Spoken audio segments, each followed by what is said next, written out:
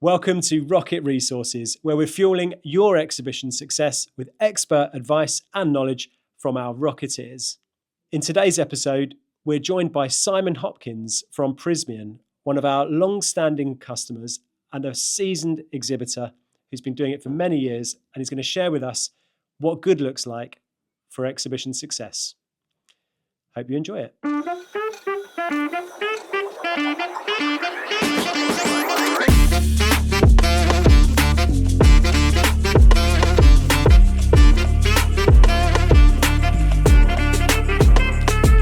So today we're joined by Simon Hopkins from Prysmian.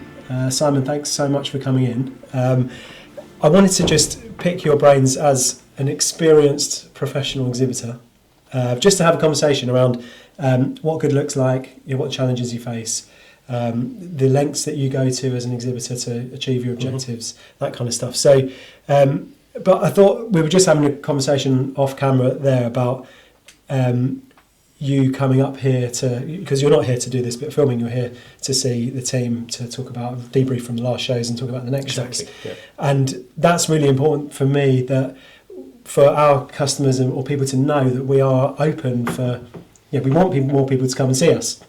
And you mentioned that you got up pretty early this morning, so... Yeah, thanks, Noel.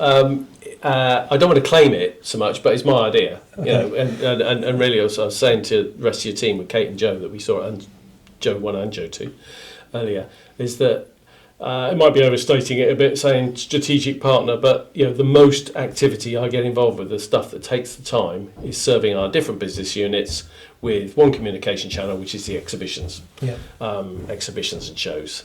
And I start off most meetings with what's the purpose of this meeting, and the same with a brief for a show. I've usually had to ask an awful lot of hard questions of the business managers. What is it they want? Because sometimes they just want to be there, like estate agents all in the same street one day. Well, there isn't the budget to do that sort of thing. And they won't let me have the budget to do that sort of thing. So I'm offering to them all of the time. So if I might say, one was Screwfix Live. Although it's a little while ago that we worked out what it was that we were doing there. So at Screwfix Live, there's a lot of people that come to see the dog, or some other event. They're DIYers, and we're an electrical products manufacturer, cable manufacturer, for which you should only be using an qualified electrician to do decent installations with. We sell the products to them, and only based on hard digital research did we find out just how many electricians use that sales outlet. So we decided our communication was going to be with those electricians. And this show just gone, they did their own promotion. We were running an electrician-only competition, and the look of the stand, the feel of the stand, the operation, how it all worked, and finding out that we could now make it 4 meters tall rather than just 2.4 meters tall, which was great. Joe and Kate helped us with that. It had a whole new feel, and it was at least twice as busy as we'd ever had it. Wow. We're only we do a competition, and that's only for electricians to take part. We ran out of mugs on Saturday morning, and it still went on till Sunday afternoon. So we had to get the director to go and get some more mugs. Brilliant. So that's one of the sort of early events, that's sort of a low budget type events we get involved with. But then we've been involved with Data Center World for a little while, from a very small part of the business that makes a very specific part for data centers. Our business model changed from the head office at the beginning of 24, and we saw this coming in 23, and we've gone from a 6x2 meter plot to an 8x8. Yeah, it's a big jump. So the purpose of coming today was so we could speak to all the Joes and Kate and Laura as well. It's great to just see what ideas you've got. We have very effective, I call them ops calls, with your team on Teams, and we're 4.5 hours away. I got up at 5:05 this morning, and it's 20 to 1 now. Because we wanted to come face to face. It was just we get inspiration as well and creativity from you guys, and we can explain more. I also, if I dare say, I've been involved with cable so long that it's just a matter of time. Cable will never leave you. Once you know a bit of the insides of it and where it goes, there's so many aha moments. And I know, I've seen it in the Joes and Kates already, you've got that, oh, I didn't know that. So there's a bit more with data centres. There's a bit more, I didn't know that. Well, I don't know all of it. So we're finding out, experimenting with things. And we got some other ideas up there as well. Joe was very forthright with... forthcoming with some new ideas or things he'd like to do, which we might struggle to justify, but would be a great experiment if we got the chance. Cool. I mean, you've mentioned a few things there, like the face-to-face, coming here face-to-face, and that's why events work, because they are face-to-face, and you can show them, and you get those aha moments on whatever it is, a cable or whatever it is anyone sells, right? Whether it's food or a product or a service, it's when you can really get that connection with somebody to realise, that's what that does, or that's why I need that. Yeah. And I think that's really good to hear, because, like I say, we want to try and get more of our customers to come here to sit down with us and for us to really, really get to know them and be exactly as you said about being that strategic partner for their events, because that's what we are here to do. We're just here to serve, to do that for people. So you've done a lot of exhibitions over the years. I think we've been working together for about three years, probably just since after the pandemic, wasn't it? So over that time, you must be pretty good at it. Oh no! You speak too highly of me there. I've learned from some people who are really good. The first boss I learned from was a professional marketer who'd been in a bigger cable company than us. Our company bought them and came together, and she was very understanding and targeted, and she used an exhibition provider, and I got to know them pretty well. Then the director changed, and he was very, very focused on what you're going to get, what's the purpose. Marketing owns this show, not you, sales departments. And he went, and we got a new director who knew all about sales and was learning all about marketing, and you met that director. He's now running another commercial unit, commercial director in another unit of the business, and he very importantly realised that one of those biggest shows, Connected Britain, we're not only carrying on doing, but we're carrying on doing with you, because we get a new placement, a new way of looking at ourselves. I mean, something to not underestimate is just how much it helps the business itself focus, not just around an event that someone else is holding and you're providing our how we look and feel, but it actually focuses the people inside the business. They don't just rally around the event, they're rallying around the stand, the features, providing samples, all the blurb that has to go on that Joe carefully places in places. And that's really important inside, because you're getting people bought in. I mean, there's an event coming up, the biggest one we've got coming up fairly soon, unfortunately, very soon, in March. And we've so much buy-in from all the directors. They're not just saying yes and get on with it. It's they're really getting stuck in at what they want to see and how they want it to feature, and that's what we get through to all the Joes and Kate, and they're able to help. Yeah. So when you're setting objectives, then, because I talk a lot about objective setting and how important it is to be really clear on what those objectives are that you're hoping to get out of that show, and obviously it probably changes from show to show, because like say you're doing Screwfix Live focusing on the electrical installations, up to Data Centre Worlds and Connected Britain. They're very different, completely different industries, different products. So you must. How does that work within your organisation? How do you go about setting those objectives? Right, what do we want to achieve out of this show? It is tricky. You're right now, because none of those are direct sales business. Yeah. None of them. And it was the case just as I sort of started this. It was sometimes just show the brand, Simon. Just show the brand. But it seemed sort of.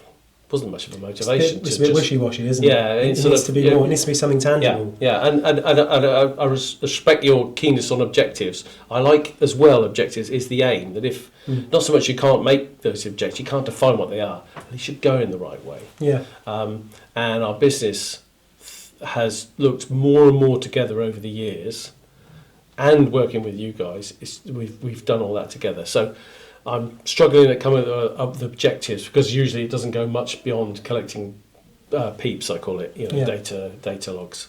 But that is an objective in itself, and then it's compared to, well, how do you measure that? Do you say, well, we want to get X number of leads, or leads from a certain type of organisation? It might be the size or turnover or type of. Well, there's an event, Railtex, where we have targeted different parts of the market. So there are resellers and there are clients. In Screwfix, it's, for example, only electricians, because they're the only qualified. But we support professionals, like we do, don't we? We support professionals, so we're going to walk the talk, as it were, on that one. Is that the right way around? So we're only we and you can't peep at some events, can you? They're their own. You can't collect their contact details. So they're not wearing badges. They're not doing so. It's a voluntary thing. Okay. So we'll collect their names and addresses. And that's names and email addresses, isn't it? Yeah. So I guess that's a different type, because you're almost crossing that consumer trade divide with that one. But I'm guessing with obviously the Screwfix, with Data Centre World, and with Connected Britain, they're proper trade shows, as I was calling them. And even also in the Data Centre World is it's a freebie at the beginning of the year, and I don't know why. They had Brian Cox speaking last year. They've had Professor Hannah Fry before now. Yeah, I hadn't realised that. So Tim Berners-Lee. Yeah, Tim, and they've had some, there's massive queues, huge numbers of people have come, and they come from Europe as well. As far as I could tell, it was the last show. It's the last show we did before COVID. That's right. It was, and the provider before you guys closed the doors at that. They said, no, we're not going to carry on after that. They decided their own course after that. And then the first show after COVID, as far as I can recall, was the first one we did, and we had masks on. It was all very strange, strange affair. And those sort of events are leads. Mentioned the Data Centre World, but Connected Britain, for example. I mean, that's very specialist, and it's a fee ticket. Right. I think public authorities get in with no additional charge, but if you're many hundreds of pounds, so it's pre-selected. Wow. Who some of the people are. Okay, so everyone there is super focused. If they're paying to be there, that's great. If you can get that level of commitment from someone. So when you're mopping up after a show, how do you go about measuring? Okay, that event was a success or not. How do you determine that? Do you know the first thing we do was we give it at least a week. Yeah. So that it's not too painful in people's minds, not because of the event didn't work, but the stress, and it's people have travelled a long way. Yeah, it's exhausting, down right? Afterwards. But so we always leave at least a week before a review, and then we review it. So we do the usual: what went well, what didn't go well, what should we do next time if we're going to go there. But because we've had those reviews before, pre-reviews, as in I would set up meetings and structures with the whole team and a little bit further reaching stakeholders, some of the people that would like to come or want to know, or they're speaking to customers that are coming. So we have meetings with wider groups of people internally to share what's happening, the usual, how big, what's happening, what's the purpose of this show for the organisers, what's the purpose of the show for us. Usually share some of the budget as well, which always people are amazed at, especially the price of hanging banners. If there's ever something I could sign to complain about, I would join that one. Yeah. And everybody wants to get to join in. I was going to say stuck in then. Everyone wants to join in, and when things have gone wrong, because of the way they sort them out. For example, there was one at a recent event, something that caused by me, I know, with basically the wrong picture turned up on a piece of artwork, and I phoned. Speaking to Joe, meaning to speak to Joe 1, got Joe 2 because everyone else was busy on other things at that time, especially at, 20 to 5 on a Friday, and he got something in the post and I got it on Saturday morning. So it was, and I managed to put it up myself without breaking anything. And that was not mentioned as a downside, even though there was a feeling, oh, we've got the wrong thing, this has all gone wrong. It's a great opportunity to talk to other electricians when we saw it, that it was live. The show was live for a bit with this picture that I got wrong. But then when it was sorted out, again, it was how things get sorted out, and they go well. Yeah. So it's when it gets really tested and things go well, people get worn out but satisfied. Yeah. So, it's almost one of the things that you don't ever want to talk about as a provider in that space. You want everyone to think, oh, everything is perfect every time. The reality is it's not, because life isn't like that. And like Jack and I did a lot of filming recently. We went over to Pharmacy Show, and we were talking in the car on the way over and saying about how the potential for so many things to go wrong. There's so many components, so many sort of things that are happening all around you in terms of transport, logistics, loads of things that are totally outside of your control that will have a massive impact on the delivery of that event. And being able to adapt and roll with the punches and be able to overcome whatever those things are. And like you say, if something's an issue and it's a wrong image or something like that, don't focus on that it's wrong. Focus on, okay, what can we do to change this? We might not be able to change it, but if we can, absolutely we will. Yeah.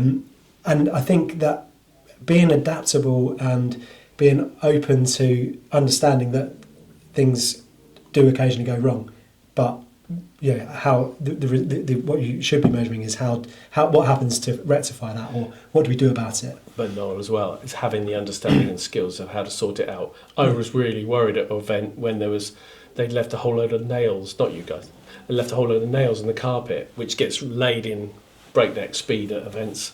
It's just stunning how much carpet can get laid in such a short space of time. There was a pile of nails on the floor. It was right outside our tiny little 6x2 booth, and you guys knew how to go about it. I mean, cut little holes and got the nails out, and it wasn't even an issue after that. It wasn't anything to do with what your team knew how to sort it out. So yeah. Well, that's it. But that comes from, we talk about, it's not necessarily about practice that makes perfect. It's about seeing it and feeling the pain of mistakes and learning from them that makes perfect. My nephew, a few years ago, he was in film production, HGV driver, and he got me to understand. I hadn't really understood what production was, and that's to some extent one of the aspects I guess you're involved in is the production at the end, but it's the design beforehand. And nothing in a film, probably in the same as a exhibition or show, nothing is there that hasn't been designed, planned, bought, shipped, unloaded, loaded, packed, all of those. I can't even list what you do all the time, and then taken away again. Yeah. And now you're going to have to, you're increasingly, and I'm working with Laura on this, able to tell us what's involved in the packaging, what's involved in the sustainability, the reusability of components, the FSC elements of things. So that's even more so. So it's there's always more to do, but there's nothing there. If there can be an accident or an incident, or something can happen along the way, how to manage it when you do that. Yeah, exactly. But I think the more you do it, the better you get, and that's the same for anything, isn't it? So the objectives thing, I think, is interesting. I mean, what if you were to advise meet someone for the first time that's maybe not done a show before or very new to it? What would be your sales always want to go? They don't quite know why. Sales teams. The sales department always wants to go because that's where their people go, or their competitors are, or their mates are. Probably don't mean that really. But there's and it's advertised. People talk about it if you're not there. They don't. But so one of those things. Get used to that idea, because then you can stay in control of your own project, which is delivering a show. So this is what I think we're doing. That's what we're working with you guys to deliver the event, and then, as hard as it might be, after 6 months' work, to walk back and let the front teams, the sales teams, the customer facing teams. Yes, exactly. Yeah, because I guess you've got a lot of emotion, and it's your baby, right? You've spent a lot of time, and you've been making decisions. And I live cable. Yeah. But the stand itself is something that the sales guys might not have had any involvement with, but for them it's a tool. Yeah. So when they get there, they're going to meet the people, and I think it's a good point to make. That you have to be thinking about them in mind when you are making decisions on how the flow of the stand is going to work. What are the demo areas? How are they going to operate? Rather than, okay, we've got products, we need to display it, but how are we going to talk about that? And what if we've got lots of people on the stand? If there's only one area, and we can't get anyone else in, how do we operate that? So I think that's a really important one, that you need to be thinking about the team that are going to be manning the stand, running the stand on the day. And it might seem a bit arrogant. It's to say they are working for you in a way, because you have produced this based on what they need. Yeah. Because that's often the case. Is it, they need to display these products, or you need to get leads, or you need to interact. You come up with those things yourself. They'll have ideas, but and it usually be a copy of what someone else has done somewhere else. So get used to that idea, but work out your own ideas. Go to lots of other shows that are nothing to do with your industry as well. Just See get what used to good the. I looks think you start to find out. You start to see the same. You know what kind of structures are. You know what shell is. You learn some of the buzzwords. There's loads of them on the internet now. I know your team's putting together some guidance for others as well. So get some of those. And I think fundamentally you're not doing it for someone else. I don't mean it's not doing it for my passion, but I'm employed to. I've manoeuvred myself to make sure I'm the person that's got to deliver these, and then the work really starts. Then the work really starts to talk to your teams. But it really is you've got to feel it, because there are going to be times during the design, and usually a week before, I say, "Oh, I didn't want that. I thought we were having this," and you've communicated the other opposite all the way along. No hanging banners, for example. I'm putting that in every email I write, because they can run you ragged, not deliberately. They're basically going on show. They're on stage, aren't they? So there's a bit of spook, bit of fright maybe, and then usually the last minute. I'd also advise you get somebody, usually quite junior, to be in charge of the stand on the day. So having a give them a good title, stand champion or booth boss or something like that. And it's always worked when you have the hot new kids. Probably don't really say it that way, things. But and it gives them a responsibility. They'll always do it, and you can communicate with them. And you need somebody on the stand because you're not producing that day, and they're really good at reminding people of the targets. The events that I do, I'll probably do one next year as well. I usually start one off on a day, but that is to help the sales team. It is an old market, so I'm used to that area. But there is a point at which you say just before the show before the show opens, you gather everyone around. It's not quite American football, thing, but it's like, we're here to do this, this, and this, and we are Prysmian, kind of thing. Yeah, great. And you are the. I don't think I said the best we've got. I think, and you're the best of the best to do that. Yeah, absolutely. But that sort of thing is just fantastic, because it's realigning everyone with the objectives. This is what we're here to do today. We are this team. We are, we love our products. We love our customers. And I think setting that, it just emotionally, psychologically, it's almost like a team talk before a match, right? That's exactly what it is. Going out to play this game, and I think when you're in the right mindset, and it's just going to, that you've got momentum from the get-go. So that's brilliant. Well, I'm not really a football. Well, I like football, but I'm not. I wouldn't. Football fans don't think I'm a proper fan, but I'm a motor racing sort.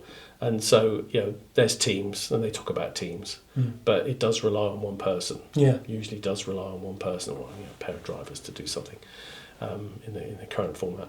But but they're boosted by that. They're boosted by those people. So you know that you could be number 2 engineer. You walk past your driver in the corridor while on the way to pump his tyres up or something or other, and that's a boost. He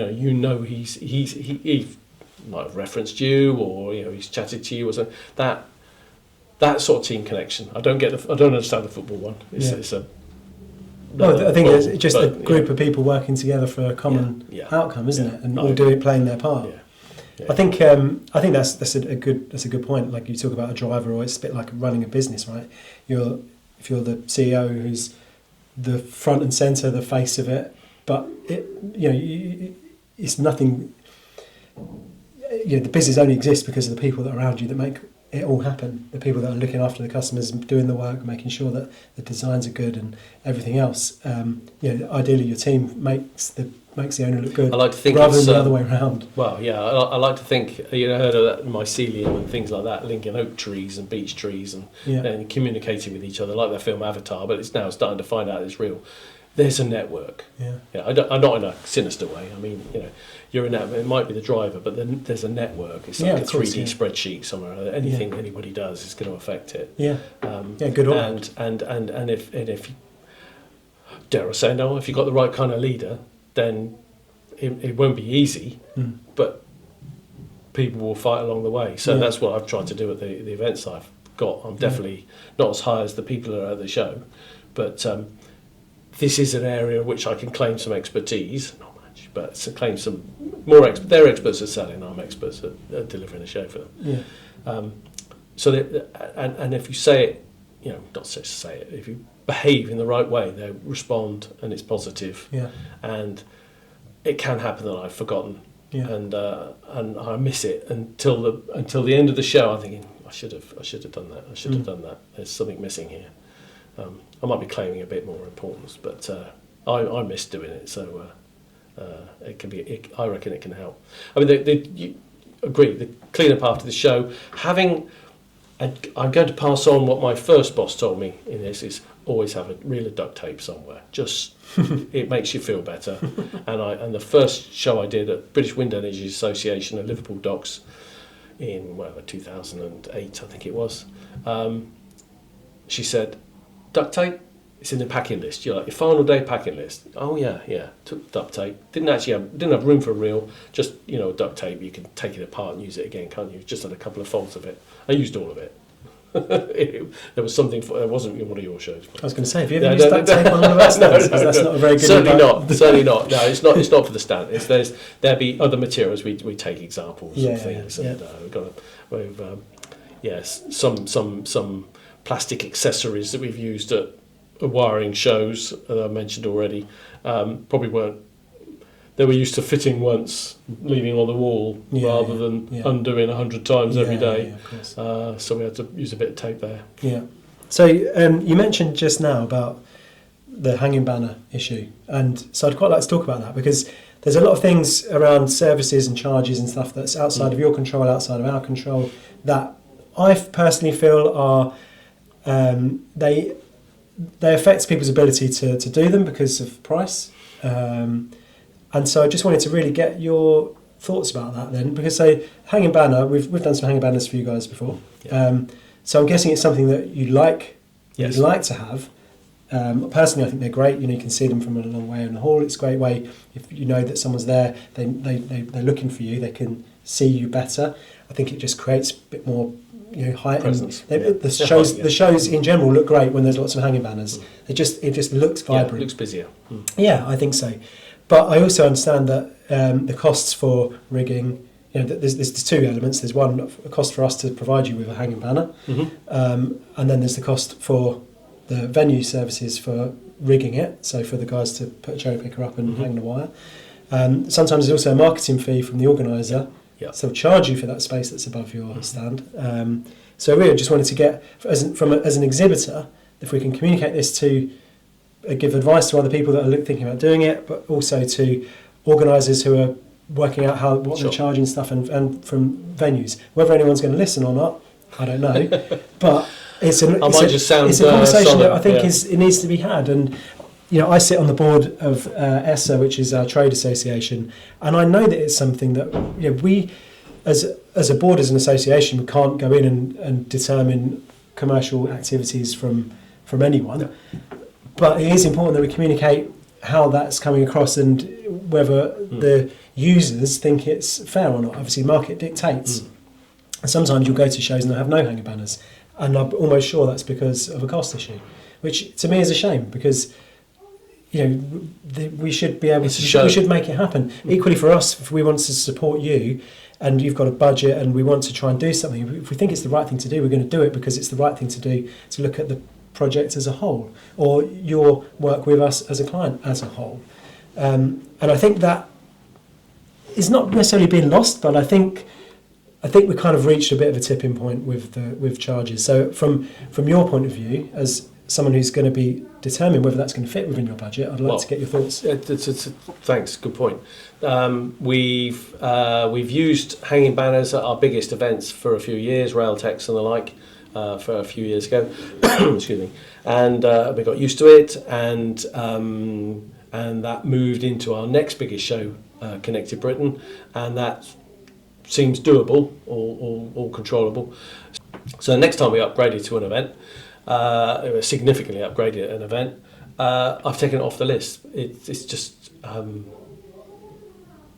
budget isn't how much does it cost for each bit, and that's the budget. That's your budget. This is really important, so we're going to spend that. And I think 18% of that budget is just serious, as big as any show we're doing, would be taken up with the a hanging banner. And of that 18%, probably only a fraction of that is the cost of the actual banner. Well, indeed, yes. So I can understand. I think the market forces and all that lot will dictate that out probably. But my clients and my business and their clients will expect to see one. So I'm having to build in a story early on, and I'm putting in every single spreadsheet that gets shown, or rather every time I show this event, I'm showing the spreadsheet on it, and it's the to include the price of the banner, the rigging, and the fee. And in one case, Noel, it was the price. You probably want to hear it this way. Was hardly anything because it was shared from a previous event. So the cost of the actual banner. The actual cost. It was we've got them, right? So we've got the graphics, we've got the frames. So from a cost perspective, there's nothing really in the actual banner. It's all in the rigging and marketing fee. Have you had to pay a marketing fee before? Good point. No, but it's come with the sponsorship level, for example. Right. And it might be this event, we haven't gone for a sponsorship level, but we're spending more than any other event. It's very popular. Right. We're spending more than any other event. And but that's not having a sponsorship package. That's not even like the entry level bronze or tin or whatever it's called. So I'm disappointed because my ultimate client is the market, but my ultimate bosses expect to see it. Do you know why they expect to see it? Because a few years ago we worked out that was a good thing to do with our exhibition provider at the time, who are gone now, and they liked the idea, and they started when, I'm going to say it, pre-Brexit days, when it was easy for them to travel around and work for them in Europe, where hanging banner went all over the Europe, Frankfurt and all sorts of places, and then head office got used to having it now. And now they also know it's expensive. They've gone up prices over there, but they're still having them. But, I think it's a general feeling. I mean, it's anecdotal to a degree. I mean, we do bits of work in Europe. Couldn't tell you offhand what about rigging costs, but things like power and things like that are certainly a lot more cost effective overseas. Which is and it is an issue because something that some exhibitors, especially new people, won't think about that. It's not advertised at the point when they're booking a stand. Then when it comes down to it, say, okay, you want to have a coffee machine. Okay, well, that power's going to cost you probably about £800 to £1,000, maybe even more, just for the power for a coffee machine. And then we'll just employ someone to run out to Costa every time someone. Well, I think you've got the right solution there, because usually some of my internal clients would suggest bringing a kettle. But again, for a kettle, we need a 3 kilowatt supply. It's exactly the same. For everything that turns up in this. It's a production. But I think there are ways. You can get some coffee machines that operate off a 1 kilowatt supply. Little Tassimo machines. So you can do those that will enable you to supply coffee will be slightly cheaper. You can't do that. You've got to have a proper barista. Portafilter in there. Well, that's great. But I just think those things that people might not think about when you're new to exhibitions it's really important to understand what those is and do your research and find out if you can find out what the rates are, because they do differ even from venue to venue. So NEC will be different to XL, and from contractor, main contractor, so whoever the official electrical contractor is for that show, you could have 10 shows at the NEC and the electrical rates are different for all of them because they're using a different electrical contractor who's distributing the mains of, and that's kind of it's something you don't know until you've done it. No. And it can be quite painful. So it's important that people are aware of it, and we're going to try and raise that awareness, and not to bash anyone or anything, but just to make sure that people are aware. Put it in the list because it needs to be addressed. That's a good point. Sorry, I'd forgotten that this was going to be more for people learning. One of the things, and you got me thinking there, and I mentioned the British Wind Energy Association event, Liverpool Docks back in the day, is that one of our team brought whole bags and bags of croissants and orange juice from a local supermarket. You can't do that. No. You're not dishing out food without a licence, and it all seems normal. Yeah, exactly. It all seems straightforward. Well, there's a process and protocol. You can't just do this. So turning up for the first time anywhere, bear that in mind. I'm also finding that we did an event. I can't remember what it's called, but it was in a place called. It's going to be called the Vox, near the NEC. Yes, it was sort of a hotel over a park. Is it called the Vox or something like that? Sorry, we can look at this bit. Anyway, that's right. So we did an event recently at a hotel on the NEC complex. But Moxie? Moxie, that's what Moxie. it was. Bencon, yes, you're right. Yeah. Okay. Overlooking the lake. Yes, overlooking the lake. Fantastic place. Yeah. Don't just rely on the table, a tablecloth and 2 pull-up banners. Right. Because then you look like everyone else. Yeah. You don't have to upgrade your rig by much, and you look way ahead. We took a portable rig that had been built by a provider down by us for a special piece of kit that's emergency lighting and special digital controls and and it looked the part, and it made you feel the part. Yeah. And in a room it's not a small regional show, but a small event. It was a conference event. There were, we had speakers up, and there were people talking, and we were videoing and taking photographs and doing PR before and after. So it's a great channel for output for us. Brilliant. You can shine quite easily at a reasonable budget by just having a kit of bits ready, rather than just a couple of pull-ups. Pull-ups are, I don't know what. When I started, pull-ups were 150 quid, and the guy used to drive them over to us, and now they're 50 quid, and they're posted to you tomorrow. And it's just they're commodity, worth isn't that it? much. They're not worth. They're not much. Yeah. I think that's a good point. Doing more than you have to, a little bit more than you perhaps feel that you have to, but like you say, it just makes you stand out. And I think that's so important that people don't think about what is it going to cost. Obviously, that's a really important thing, but what do you want to get out of it? Yeah. How do you want to be seen by those people? Do you want to be seen as more professional? Is there a competitor that's going to be there that you think or know is going to do something really well? You've got to do the same, or you've got to do it well as well, or do it better, or be different at least. And I think that's a really important thing to, not necessarily just about, try a bit of bravado, trying to be better than someone.